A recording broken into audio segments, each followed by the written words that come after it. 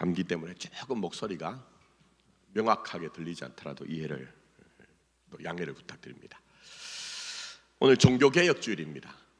목사에게 제일 설교하기 어려운 주간이 좁혀 얘기하면 세 주가 있습니다. 먼저 어린이주일, 부모 노릇 제대로 하자는데 목사가 부모 노릇 제대로 하기는 힘든 형편에 있습니다. 또 어버이주일, 효도하고 살아야 되는데 목사로 살다 보니 사실은 제가 목회하고 저희 집을 제가 간 것은 이제 다 부모님들이 오셨죠. 올해가 처음입니다. 그러니 제대로 자식 노릇하고 사는 것이 어려운 것이 목사입니다. 그리고 또 하나 어려운 것이 있다면 종교개혁주일입니다. 종교개혁주일에 정말 우리는 개혁되고 있는가? 복음에 합당하게 교회는 또 목사는 목사 노릇하고 있는가 할 때 그렇다고 답을 하기가 참 힘들어요. 그러나 우리는 어떤 노래 가사처럼 인생은 미완성입니다. 완성을 향해 나갈 뿐입니다. 그래서 우리가 그냥 믿음으로 부족해도 앞을 향해 나갔으면 좋겠습니다. 자, 오늘 주어진 설교 제목이 나의 해방일지입니다. 좀 묘하죠? 그러나 이 자리에 계신 분 중에서는 이 주제가 낯설게 다가오지 않는 분도 계실 겁니다. 그건 2022년도에 JTBC에서 주말 드라마로 이제 방영했던 제목이 나의 해방일지입니다. 근데 이 드라마를 쓴 분이 박혜영이란 분이에요. 저는 뭐 드라마를 안 봅니다만 안 보는 이유 중에 드라마가 워낙 막장 드라마라고 하는 것이 많잖아요. 그러나 이분은 나의 아저씨처럼 그런 드라마와는 정말 결이 다른 좋은 작품을 많이 쓰신 분입니다. 근데 이분이 쓴 이 나의 해방일지는요, 이분이 자기 종교를 기독교라고 밝혔거든요. 그래서 의도를 하든 의도를 하지 않든 기독교적인 구원관이 굉장히 잘 녹아 있습니다. 대본이 전 5권으로 나와 있어요. 그거 보면 아주, 전 드라마를 다 본 건 아니에요. 그래서 일반 사람들이 볼 때도 이 작품은 정말 괜찮은 작품이다 얘기하지만 목사인 저로서는요, 제 목회적인 고민은 이 기독교가 담고 있는 구원을 어떻게 하면 오늘 이 시대에 성도들에게 좀 녹여내서 잘 설명할까 하는 것이 제 목회의 고민이거든요. 다음 주부터 이 마가복음을 나의 해방일지라는 작품과, 작품 해설은 아니거든요, 거기에 필요한 부분을 연결해서 설명을 드리겠습니다. 그렇게 하는 이유는 마가복음이 16장인데 세세하게 다 볼 수가 없습니다. 새벽에 에베소서 예를 들면요, 에베소서는 6장이거든요. 근데 전체 제가 설교한 내용을 보니까 한 360번이 넘어요. 뭐 그런 식으로 나가면 안 되잖아요. 그래서 압축해서 하기 위해서 그렇게 합니다. 자, 오늘은 나의 해방일지라는 주제로 본격적으로 설교하기 전에 좀 기초적인 내용입니다. 기초적인 내용, 그러나 중요합니다. 자, 예수님께서 광야 시험을 마치신 후에 갈릴리에 오셔서 하나님 나라를 선포하는 공생애를 시작하십니다. 그 일성이 뭡니까? 자, 보시면 때가 찼고 하나님의 나라가 가까이 왔으니 회개하고 복음을 믿어라. 그렇게 이제 강력하게 촉구하고 선포하십니다. 근데 이 말씀은 굉장히 간략합니다. 그러나 내용은 사실은 만만찮은 내용입니다. 신구약 성경 전부를 압축한 내용이거든요.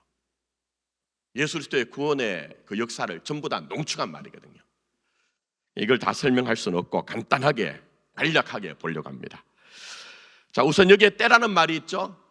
헬라어로는 카이로스라는 말로 쓰였습니다. 성경에서는 시간에 대해서 크로노스, 카이로스, 카이로스와 크로노스라는 그런 두 가지 용어로 사용을 하고 있죠. 자, 크로노스는 시편 90편에 모세가 지은 시에 보면 우리의 연수가 얼마라고 얘기합니까? 70이요. 강건하면 80이다. 꼭 그만큼이라는 얘기 아니에요. 한계가 있다, 지나간다, 이런 의미입니다. 우리의 연수가 70이요 강건하면 80이라도 신속히 가니 우리가 나라 간다고 표현한 것처럼 해가 뜨고 지는 것으로 결정되는 시간. 그래서 이 자리에 계신 여러분 누구나 어제나 오늘 내일이라고 주어진 시간을 크로노스라고 얘기합니다. 자, 그러나 카이로스는 그런 정량적인 의미의 시간이 아닙니다. 정성적인 의미로 내가 지금 같은 시간을 살고 있어요. 그러나 질적으로 다른 의미를 갖고 사는, 그렇게 살 수 있는 기회, 결정적인 순간, 이렇게 이해를 할 수가 있습니다. 그러니까 현상적으로는 같은 시간을 삽니다. 그러나 어떤 사람이 누구를 만나든지 어떤 사건을 경험했든지 그때부터 어떤 계기로 그 전과 그 후가 완전히 이해가 달라져서, 삶의 내용이 달라져서, 가치가 달라져서 사는 그 시간을 카이로스다, 이렇게 이제 이해를 하시면 되겠습니다. 자, 그런 점에서 예수님께서 하나님의 나라가 가까이 왔다고 얘기합니다. 전에 한번 설명했습니다. 우리 시간관념으로는, 느낌으로는 가까이 왔다는 것이 아직 오지 않았다는 느낌으로 이해를 합니다. 그러나 여기서 가까이 왔다는 얘기는 성경적으로는 지금 여기서 시작되었다, 지금 여기서 시작되었다는 말이에요. 그래서 크로노스와 카이로스로 보면 분명 여기에 나오는 제자들에게 어제 오늘 내일이라는 크로노스로는 변함이 없는 시간을 사는 거예요. 좀 어려운 얘기죠? 변하지 않습니다. 그들이 예수를 만났다고 그들에게 48시간이 주어졌거나 무슨 그들에게 대단하게 1년이 1000날이 넘는 시간이 주어진 것이 아니라 똑같은 365일의 시간을 삽니다. 그러나 베드로와 안드레, 야고보와 요한이 하나님 나라 자체가 되는 예수님을 만남으로 말미암아 전혀 다른 삶을 살 수 있는, 하나님의 나라로 살 수 있는 그런 기회와 결정적인 순간이 예수님으로 말미암아 주어졌다는 겁니다. 그래서 예수님이 이걸 놓치지 말래요.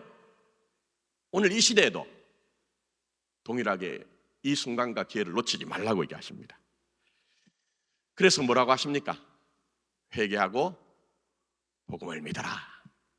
회개가 뭡니까? 제가 누누이 강조했지만 눈물 콧물 흘려서 양심을 짓누르던 어떤 것을 다 쏟아내고 씻어내서 속 후련하게 살자는 정도가 회개가 아닙니다.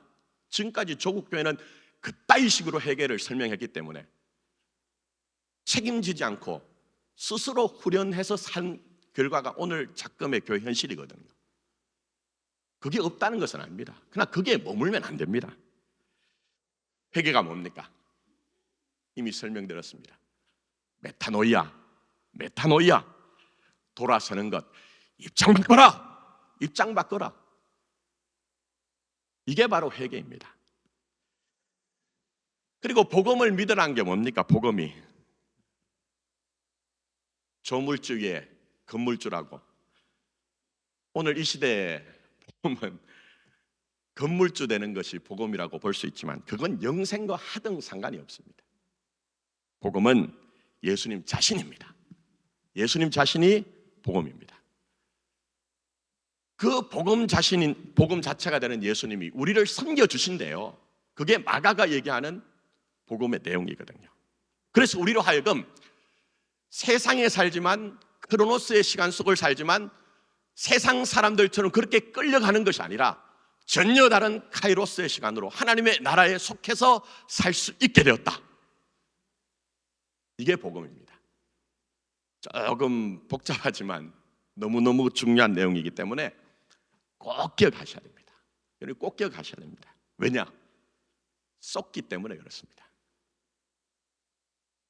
그래서 자꾸 썩는 것 중에 하나가 신앙을 내가 가진 각오, 진심, 감동으로 확인하려고 합니다. 그래서 잘하지 못하는 거예요. 그게 없다는 게 아니고요. 신앙이 자라지 못하는 겁니다. 그러나 신앙은 우리가 가진 진심과 각오와 감동보다 훨씬 더 큽니다. 그래서 저는 오늘 이 본문을 가지고 베드로와 안드레, 야고보와 요한이 모든 것을 버려두고 예수님을 쫓았습니다. 그러니 우리도 베드로와 야고보, 또 안드레와 야고보와 요한처럼 예수님을 쫓읍시다, 쫓읍시다, 결단합시다 이렇게 설명하지 않으려고 합니다. 왜 그렇습니까? 그동안 우리가 그런 설교를 저도 그렇고 여러분이 많이 들었고요. 그래서 감동해서 결단하기도 했습니다. 그러나 내 현실에 그게 접목이 안 됐어요. 내 현실에. 그러다 보니 어떤 일이 발생합니까? 예배당에 와서는 진짜 예수쟁이처럼 화면 쓰기 노릇했습니다. 종교적 행위를 잘했죠. 그러나 예배당을 벗어나면 내가 사는 것은 내가 사는 것이고 신앙은 신앙이기 때문에 내 실력으로 산다는 그런 의식이 팽배했습니다. 그게 현실이었습니다. 그리고 그렇게 이분법적으로 경계를 지어 살다 보니 역설적인 어떤 일이 발생합니까? 그게 바로 무너집니다. 신앙적인 규범이라고 하든지 아니면 체면이라고 하든지 그게 무너지면 오히려 예배당 밖에서 익숙하던 것을 끌고 들어와서 예배당 안에서 흔히 여러분이 얘기하는 세상적인 일, 육적인 일들이 신앙의 이름으로 변장하고 포장해서 행행하게 되죠. 지금 작금에 일어나고 있는 교회들의 어떤 모습들, 그리고 우리가 그동안 겪었던 세월들 속에서 우리가 교회 주인이라는 식의 어떤 권력욕, 정복욕, 소유욕이 아주 거룩하고 영광된 신앙의 이름으로 나타난 거예요. 마귀짓이라고 얘기합니다. 육신적이라고 얘기합니다. 하나님의 나라의 일이 아니라고 얘기합니다. 그러나 제가 이렇게 세게 설교한다고 해서 여러분 현실을 외면하거나 도망가는 것으로 해결하시면 안 됩니다. 왜 그럴까요? 하나님은 그렇게 해결하게 하신 적이 한 번도 없기 때문에 그렇습니다. 그리고 더 나가서 그렇게 하면 잘하지 못합니다. 제가 가끔 말씀드렸죠. 하나님은 메신저로 성경을 택하셨습니다. 성경을 통해서 우리에게 계시를 하시지만 이 계시의 내용은 역사와 시간과 여러분의 현실 안에 하나님이 확인하게 하세요. 그걸 꼭 기억하셔야 됩니다. 살아계시기 때문에, 역사하시기 때문에. 하나님은 그저 이 활자의 맹분이 아니라 성경을 통해 계시된 내용을 나는 살아있다, 역사한다, 일한다 하는 것을 우리의 역사와 시간과 우리의 현실을 통해 짚어내게 하세요. 자, 그러니 오늘 결론적으로 좀 말씀드립니다. 우리는 이런 현실 때문에라도 놓치지 않아야 되는 결론이 뭡니까? 나를 따르러 가신 주님의 음성은 신앙은 신앙이고 사는 것은 사는 것이라는 이분법적인 차원에서 벗어나야 됩니다. 여러분들이 어느 곳에서 있든지 여러분 어떤 일을 하든지 그것은 여러분의 전 존재와 전 인격으로 예수님을 따르는 것에서 제외되는 것이 없는 것이 나를 따르는 주님의 요청인 것입니다. 그저 오늘 이 예배당에 나와서 여러분이 예배 잘 드린 것으로 만족하지 마십시오. 여러분에게 주어진 어떤 역할을 잘 수행하여 대단하다는 칭찬을 듣는 것으로 만족하지 마십시오.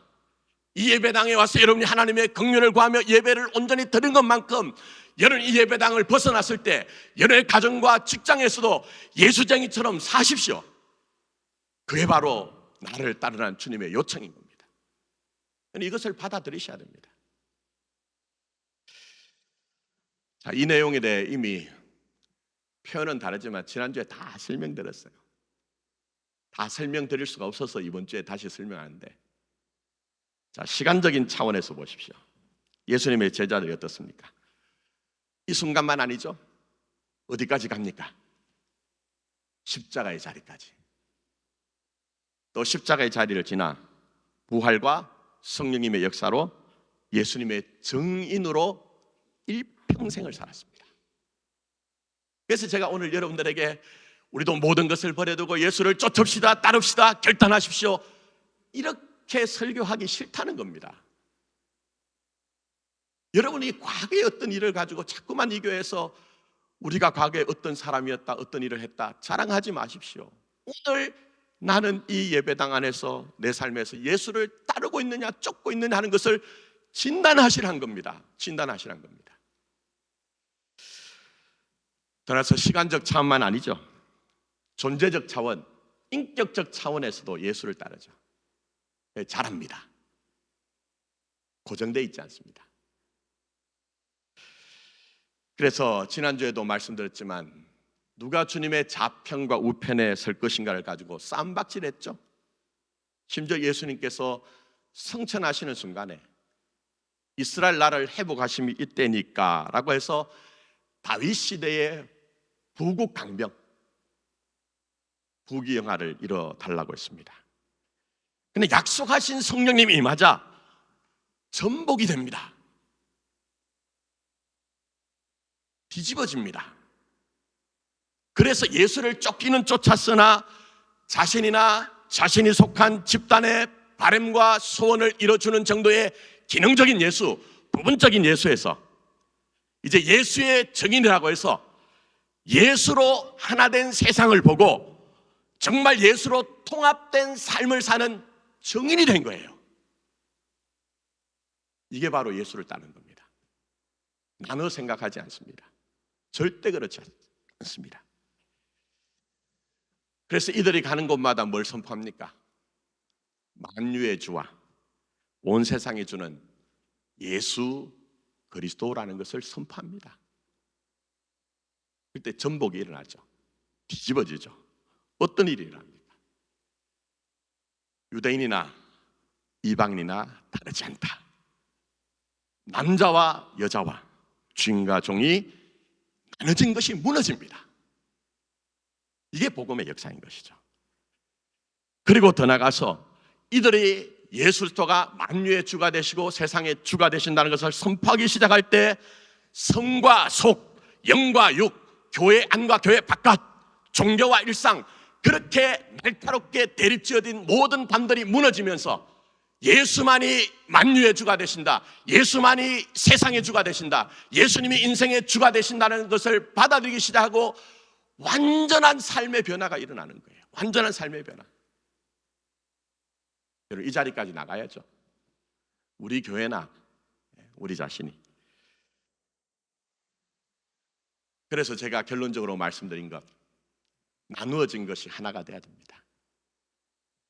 이분법적으로 이건 예수에 관한 일이고 이건 아니다, 이렇게 여러분이 나눈 것을 하나가 되도록 통합이 되어서 그 모든 것들을 믿음으로 감당하는 일이 여러분의 내면과 인격과 여러분의 삶에서 일어나야 된다니까요. 예? 제가 좀 목소리를 높여서 죄송하지만 제가 이렇게 설교를 하면 어떤 분들은 왜 그동안 우리가 듣던 익숙한 방식으로 설교를 하지 않습니까? 이렇게 의문을 제기하는 분도 계십니다. 저도 그랬습니다. 여러분 익숙한 얘기를 잘했습니다. 그러나 부족하더라고요. 그렇게 해서는. 그래서 혹시 여러분 지금 이 시간에 왜 그런 결론이 나옵니까? 그냥 결단합시다. 이렇게 하면 되는데 왜 그런 결론이 나옵니까? 그런 마음이 드실 수가 있는데 이 본문에는 숨은 의도가 있습니다. 간단한 얘기는 아니지만 잘 한번 따라오시면서 마음을 열고 들어보십시오. 그러면 이해가 되실 겁니다. 자, 오늘 예수님께서 나를 따라오라가 하신 것에는 당시 상황으로 배경이 있습니다. 그러니까 당시 유대는 종교적인 나라였어요. 그래서 여러분들이 예수님께 대해서 그 관심과 진심을 가진 것보다 더 많은 종교적인 관심을 가진 것이 당시 배경이었습니다. 어떤 일이 있었느냐? 그래서 많은 사람들은 신앙적인 의미를 찾기 위해서 랍비를, 스승을 찾아갔습니다. 그리고 오늘 본문에서 나를 따라오라고 할 때 제자들이 따랐던 것처럼 사람들은 자기의 집을 떠나서 스승을 쫓아갔습니다. 예수님을 따랐던 제자들만 그런 것이 아니고요. 이걸 어떻게 설명할까 하다가 태국이 있죠. 우리 선교하는 태국이 불교 국가 아닙니까? 근데 불교 국가는 상가부자 전통을 가지고 있는 불교 국가라고 얘기합니다. 다른 나라에 없는 독특한 것이 있습니다. 남자들이 때가 되면 3개월이든지 다 기간은 달라요. 3주든지 3개월이든지 짧은 시간 사원의 절에 가서 승려가 됩니다. 그렇게 해서 종교에 대한 진심을 보이는 겁니다. 꼭 같은 것은 아니지만 당시의 사람들이 랍비를 그렇게 쫓아갔다니까요. 그러나 중요한 게 뭡니까? 그들은 돌아옵니다.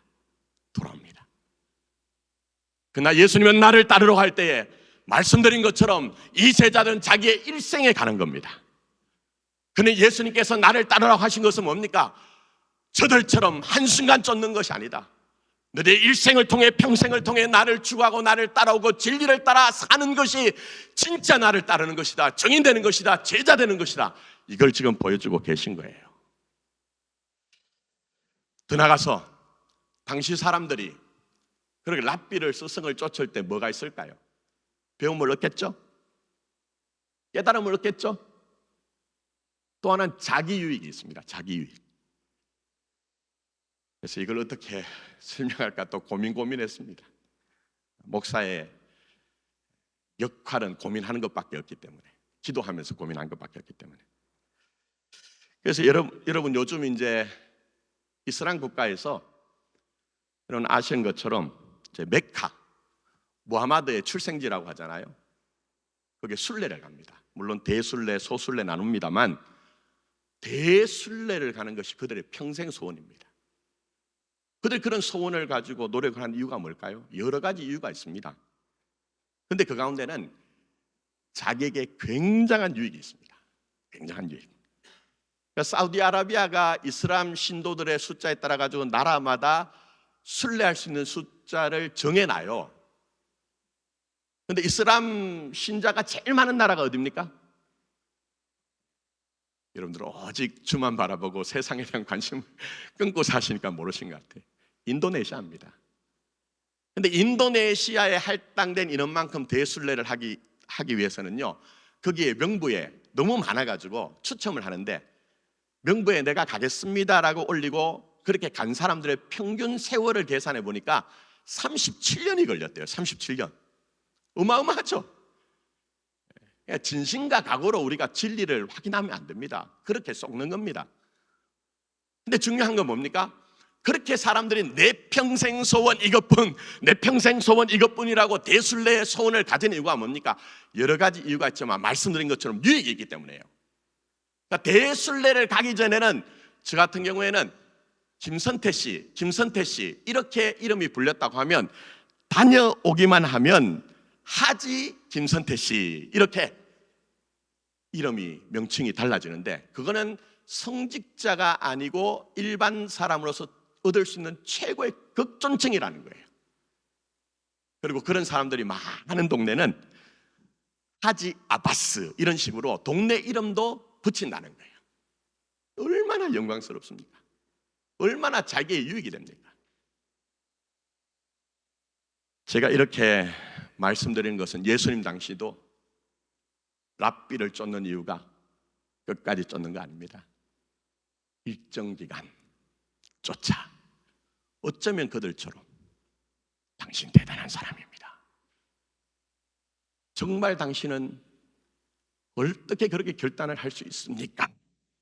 라는 존경과 인정, 그게 있었겠죠. 오늘은 그렇지 않습니까, 여러분?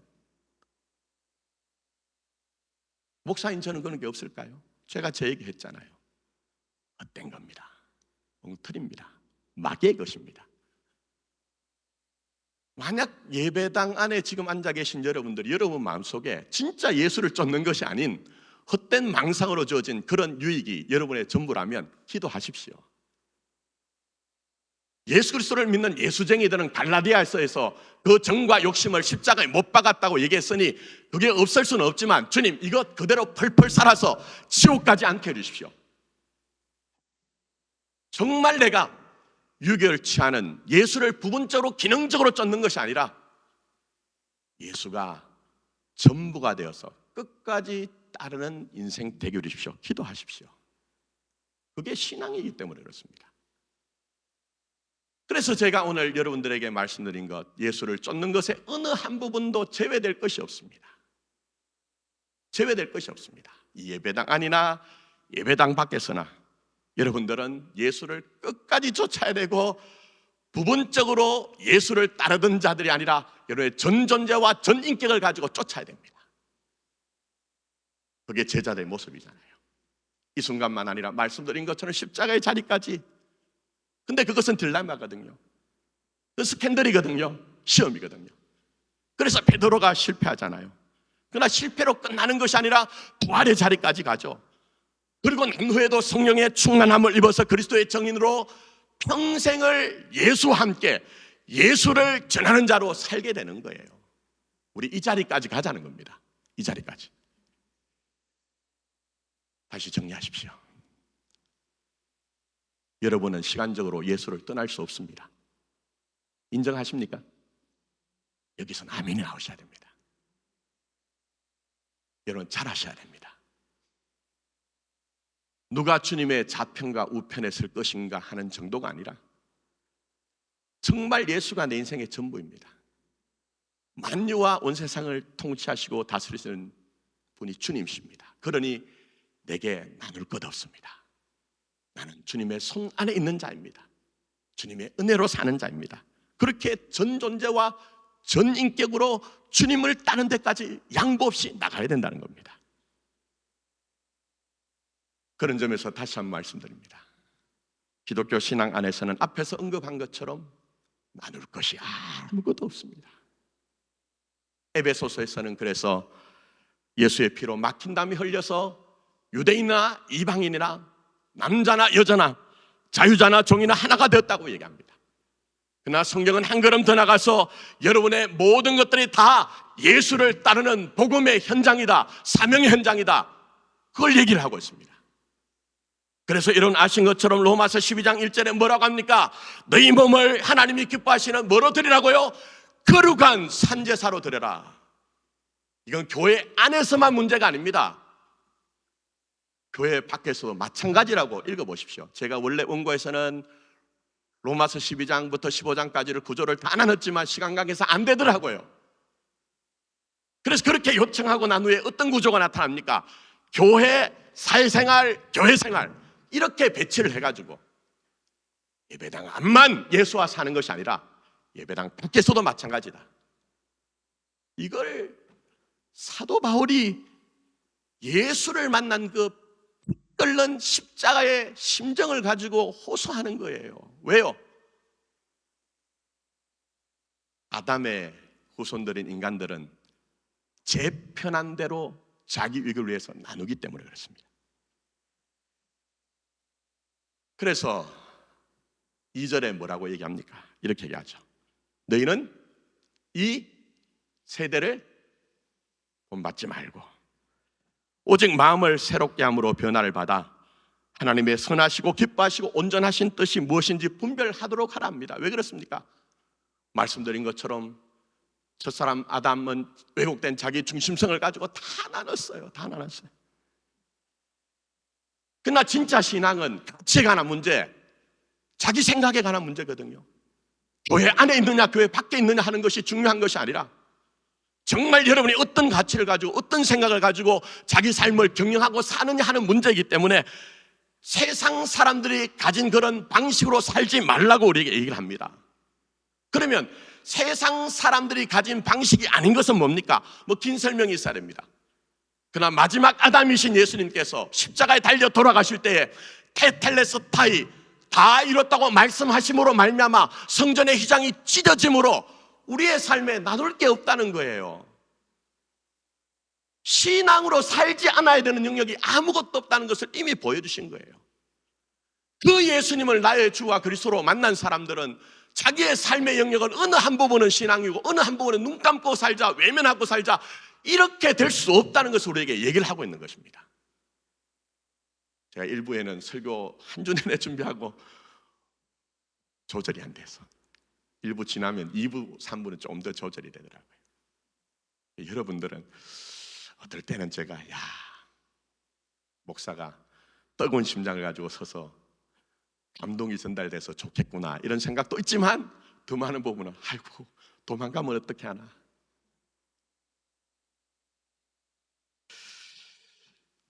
그래서 제가 말씀드린 것처럼 로마서 12장 3절부터 15장 13절 시간 한계로 보지 못합니다.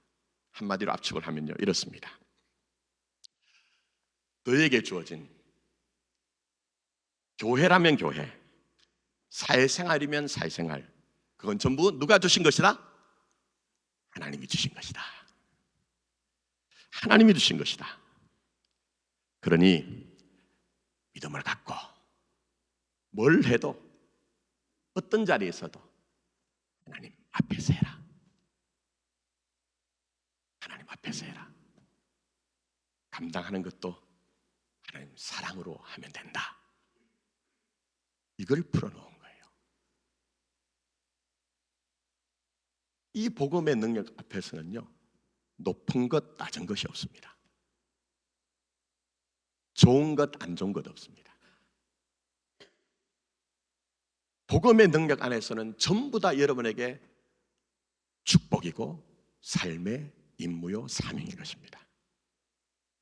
이걸 지금 사도 바울이 로마서뿐만 아니라요, 바울이 쓴 서신을 보면 표현이 다르지만 똑같은 얘기를 우리에게 주구장창 계속합니다.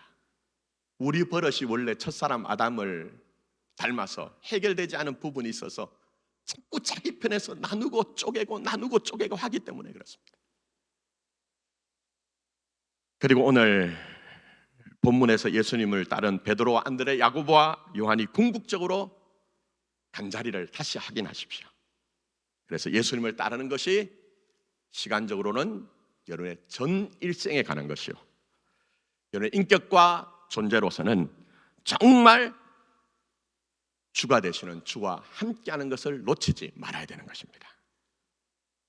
물론 제가 이렇게 말씀드리면, 제가 지난주 말씀드렸지만 그동안 조국교회가 엉터리 복음, 고지론을 많이 얘기해서 성공해야지, 성취해야지, 그래야 예수 믿는 영광이 드러나지, 그렇지 않다고 말씀드렸죠. 그래서 제가 말씀드린 것처럼 그게 복음이 아니기 때문에 베드로는 아신 것처럼 십자가 앞에서 커다란 실패를 합니다. 그러나 아신 거 있죠? 통곡합니다. 가슴을 칩니다. 후회할지언정 베드로는 자기가 자기 문제를 해결하거나 포기하지 않습니다. 여기서 깊이 생각하셔야 됩니다. 가룟 유다는 어떻습니까? 가룟 유다 양심의 가책을 느끼죠. 그래서 어떻게 합니까? 내가 나를 책임지고 후련해지자고 선택한 것이 스스로 목숨 끊는 겁니다. 이 대조되는 두 양반의 모습을 통해 신앙이 뭐냐? 신앙이 뭐냐? 내가 됐다 할 때까지 가자. 어디까지요? 성경에 그대로 나오죠?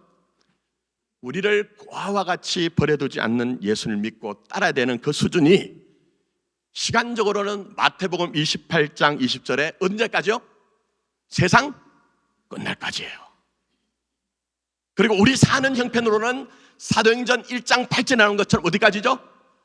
땅끝이라고 해서 여러분이 지금 서 있고 가야 되는 그 자리까지 정확하게 성경은 우리에게 얘기합니다.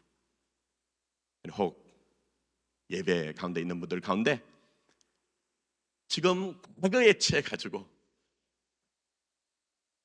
주님 따르는 것이 중단되거나 다른 길을 가고 있는 분이 계시다면 멈추십시오. 돌아서십시오. 또 예수님을 따랐는데 너무 많은 우여곡절과 사연 때문에 내가 지금 내 무릎이 꺾였어요. 걱정하지 마십시오. 주님이 이렇게 말씀합니다. 내가 꺾인 무릎이라도 일으켜서 저는 무릎이라도 너가 나를 따라오겠다고 말씀합니다. 뭐가 필요합니까? 우리의 주와 그리스도가 되시는 온전케 하시는 예수만 보면 됩니다. 예수만 보면 됩니다. 이 순간 이 강대상에선 목사도 보지 마십시오. 허점투성입니다. 엉터리입니다. 오직 믿음의 주요 온전케 하신 이 예수를 보고 쫓을 때 우리는 주님이 허락하신 그 영광까지 이룰 수가 있을 것입니다. 말씀 마무리하면서 좀 풀기 위해서 여러분들에게 혹시 가능하시면 다음 주 설교를 위해서 바베트의 만찬이라는 영화가 있습니다. 덴마크 영화인데요. 제가 한 20년 전쯤 보고 전임제에서는 청년들과 보고 토론을 했어요. 오늘 설교한 내용이 담겨져 있습니다. 그리고 다음 주에 또 설교할 내용과도 연관이 있고요. 보면 굉장히 지루해요. 그런데 이 영화가 오스카상을 탔고요, 세계 유수한 상들을 탔고, 또 기독교 신앙의 진위를 너무 잘 드러내기 때문에 가톨릭 교회 수장인 프란체스코 교황도 이 영화를 보기도 했고 소개도 합니다. 근데 여기에 뭐가 나타나느냐? 신앙은 나누어지지 않았다는 것을 설명합니다. 그리고 마가복음에 나타나는 예수님은 우리를 종으로 섬기는 예수님이거든요. 근데 그게 바베트라고 등장하는 한 요리사가 바로 그런 예수님을 보여줍니다. 그리고 더 나가서 자기의 전 재산을 들어서 만찬을 준비하는데 그게 바로 제자들에게, 우리에게 살과 피를 나눠준 예수님의 모습을 그려냅니다.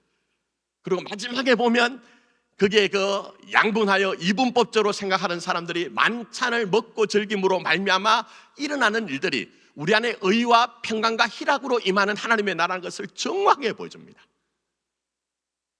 그러나 의무는 아닙니다. 도움이 되기 때문에 여러분에게 요청하는 거고, 그냥 오셔도 됩니다. 자, 다음 주에 파워포인트를 가지고 중요한 장면을 연결해서 예수님 따르는 게 뭔가 하는 것들을 설명드릴 테니, 기존의 목사들이 설교하는 방식과 좀 다르더라도 여러분 잘 인내하시고 성경 안으로 들어가서 여러분의 인생을 향한 우리 주님의 음성을 들었으면 좋겠습니다. 그래서 여러분들이 이 예배당 안에서도 정말 진심을 가지고 진짜 예수 믿으십시오. 그리고 예배당 밖에 나가서도 사람들과의 관계, 여러분이 손으로 경영하는 일들 위해서 정말 예수님을 따르며 산다고 하면 의와 평강과 희락이라고 하신 하나님의 나라의 축복을 여러분이 누리실 겁니다. 여러분의 것이거든요. 그리고 더 나가서 종국에는요, 김 목사도 여러분도 다 주님 앞에 섭니다. 그때 그 마음 믿음 가지고 산 사람들에게 뭐라고 할까요? 너 나만 따르라고 했던 내 음성 듣고 따랐구나. 너 자신이 나의 기업이요, 너 자신이 나의 상급이라는 그 복 누릴 수가 있을 겁니다. 아무쪼록 여기에 있는 모든 분들이 여기에 제외되지 않았으면 좋겠습니다. 우리 교회가 정말 예수님만을 따름으로 말미암아 예수님의 증거가 나타난 교회가 되기를 예수님의 이름으로 축복합니다. 기도하겠습니다.